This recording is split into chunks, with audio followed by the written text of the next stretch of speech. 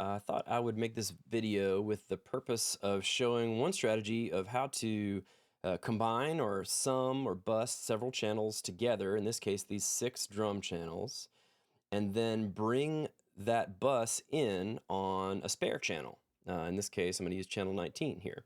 So one thing, so like in this scenario, let's say these are all instruments with a band playing together.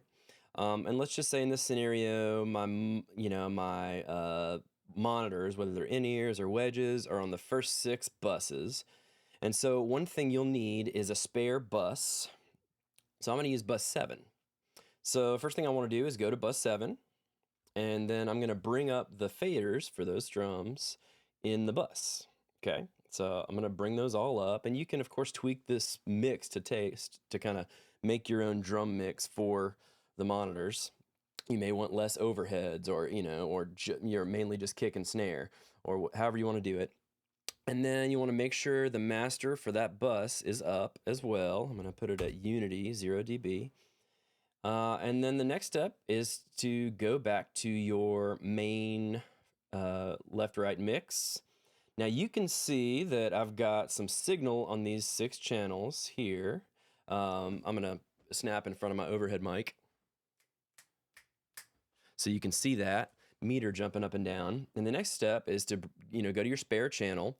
And now for channel 19, I'm going to go where I would normally select what physical input I'm going to be coming from on channel 19, and I'm going to select bus 7 as that input for that channel. So this is the bus that I just created, the drum bus that I just created, and you can now see that if I snap in front of that mic, you'll see some signal on channel 19, because that is now the channel for the bus. And so we'll want to name that appropriately. So let's say maybe drum bus. And then the other thing you want to do is go on this channel, you want to go to your main assignments, and you want to make sure that channel is not assigned to the main stereo mix. In most cases, this would only be for monitoring, at least in this scenario. This would only be for a channel that you could send all the drums to the monitors with one fader.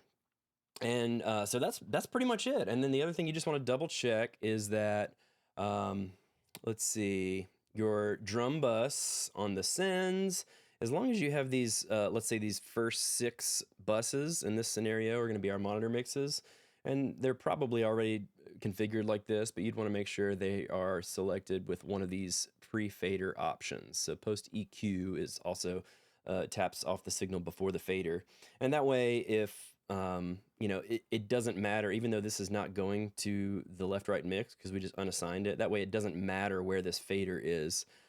You'll still have consistent level in the monitor. And so then the next situation or next scenario, you'll go to your first mix, and in this case, looks like 1 and 2 are stereo linked. Then I would just send the drums to that particular channel. So now you can see I've got the drums coming into my 1 and 2 mix, and now you can see in my 1 and 2 mix, if I snap in front of the overhead, I've got that channel going to that mix, and you can go through and assign that drums channel to any or all of your monitors from there. That's pretty much it.